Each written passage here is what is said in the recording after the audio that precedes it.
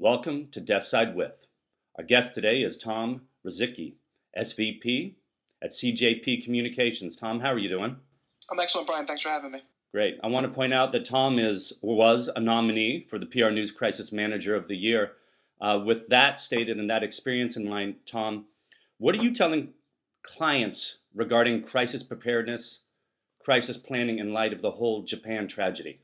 Yeah, it's it really brings to light how important preparedness is, and first and foremost, of course, our thoughts and prayers with everybody in Japan. This is just a disaster of epic proportion, and I don't think that we've seen anything like this in a developed country in many, many years. And I think what it does is just reminds us how fragile the ecosystem is. Both not only just the cycle of life, but the cycle of communications, the cycle of business. As we've kind of moved through the first week here, we're starting to talk a little bit more about the environmental and the economic impacts of what's happening there. And I think what it points out and what we've been telling clients are, you can never be too prepared. You don't need to stay in a state of vigilance all the time. I think that can be counterproductive because then you're not going to be doing what needs to get done. But by the same token, this is just a stark reminder of no matter how smooth the sailing seems to be, there are eventualities that you just can't prepare for, but you need to be aware of.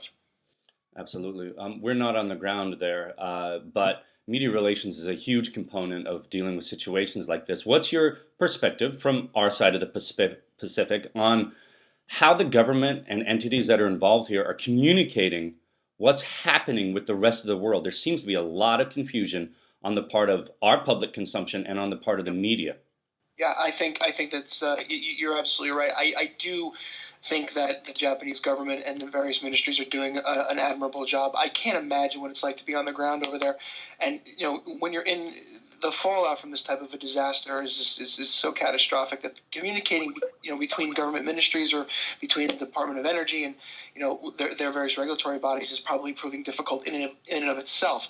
Mix in a biased media, which is always looking for the sensational angle to a story, and I think you've got a recipe for some misinformation out there.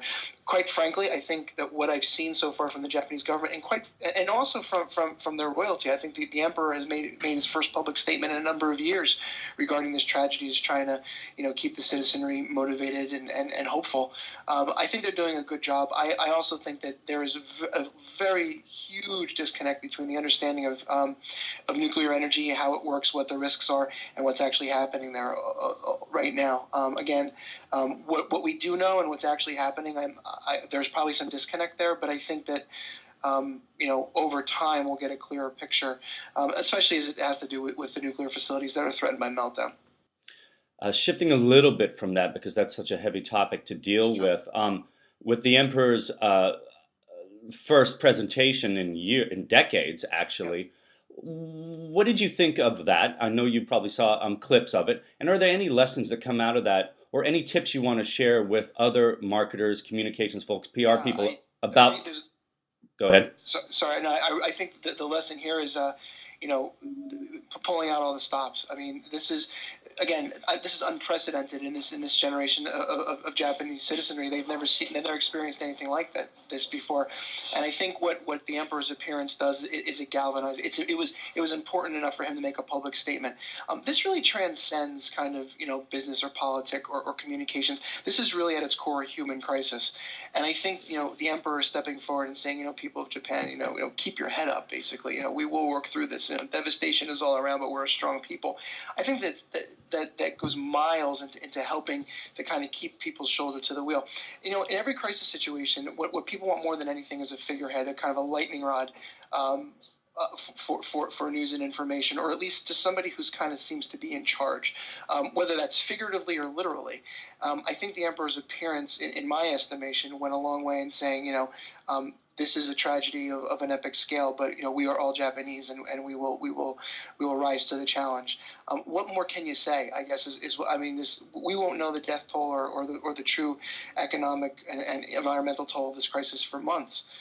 At this stage, I think the most important thing is to let everyone know that they are not forgotten. That there are systems in place, both spiritual and physical, to kind of help them mitigate this crisis. And I think that the emperor's appearance really went, that extra yard into galvanizing that.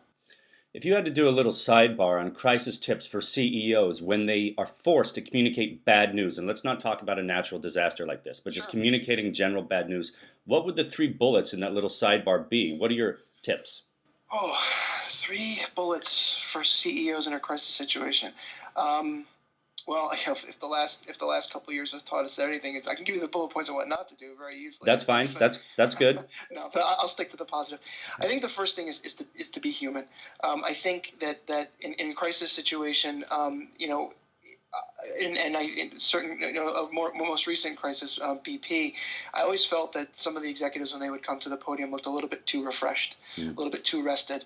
And that's not to say that they shouldn't be getting sleep and they shouldn't be getting rest. But by the same token, it didn't seem as stressed out as everybody else was. I think you need to humanize the crisis. And if you say that this is job one, it's the only thing we're focused on, you need to make it look like that's exactly what's happened. Working through some of the crises that we worked through, I can tell you that thankfully our executives, never really looked well while the crises were going on. That's because they were so hands-on and involved. So I think, humanize it. If people are suffering, and you're trying to alleviate that suffering, make sure that they know that you're a partner there. I think number two is surround yourself by people smarter than you. You may be the head of the organization, but you need counsel in the room, whether it's communications, whether it's legal, whether it's product, whether it's operation, whatever it might be. But pick that core team and keep them close and keep them informed.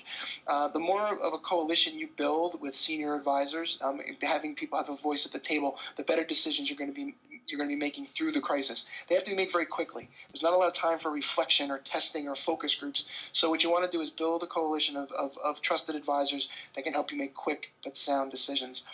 And I think the third thing is to follow it through to resolution. I think, one of the things that we miss, and myself included, as crisis communicators, is that when the crisis is over, we close the book, and we put it away, and we hope that it never happens again. But I think in some of these issues-based types of crises, less of a disaster nature, but more of an ongoing, whether it's a business crisis or whether it's, an ongoing geopolitical crisis, involving yourself in the resolution on a grander scale really says a lot about how much you had a stake in the game to begin with. I think a lot of people build reputation by how seriously they take the crisis at the time, but then they're continuing mastery of it after the fact, trying to influence policy or regulation or what have you, so that this crisis can be averted in the future, or other people can learn from what you went through so that they don't replicate the same mistakes. So I think in a nutshell, be human, build a good team, and see it through to fruition. Those are the three pieces of advice that I would give CEOs in a crisis situation. Well put. Great tips. There are probably crisis clients that you work with who you can't talk about at this moment, but I'm sure you can talk about the crisis program you instituted that got you nominated for the PR News Crisis Manager of the Year award. Do you want to talk about that real quick? Yeah, I can give you a top-level overview. We had one of our clients had one of their tanker vessels hijacked in the Gulf of Aden with 28 crew on board. They were held for 60 days in the Gulf of Aden by Somali pirates, and were eventually freed after the delivery of a ransom. And our role in that crisis was really all the external communications, communicating with the Indian and Bangladeshi governments. The sailors were Indian and Bangladeshi nationals.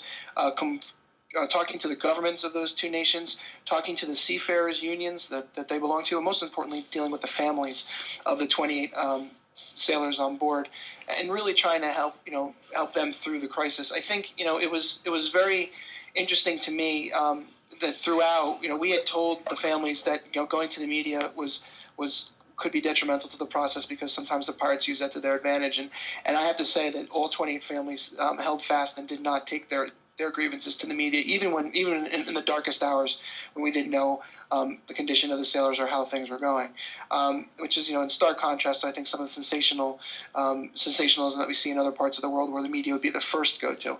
But in a nutshell, we were very proud of our efforts, because sometimes it's the stories your client isn't in versus the ones that they are. We managed to received very little press attention during the captivity, and then once it was all over, we were able to get some really positive press about the process that we went through and how we communicated with these constituencies and how we got the guys home safely.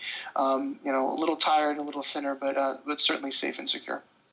Great overview, good perspective of best practices, and a pretty comprehensive recap there. Let's close this. I promised you 10 minutes. I think we've gone over that. With any parting tips you want to give our integrated communications audience? Yeah, again, I think a healthy dose of paranoia is not necessarily a bad thing. I struggle with this a lot because you don't want to make people any more crazy than they need to be in the daily discharge of their duties. But I do think that there needs to be a part of your communication strategy that's always focusing on the unknown. Smooth sailing's great, and that's what we wish for. But there's always going to be that one thing that you don't count on. And I guess my parting piece of advice is don't panic.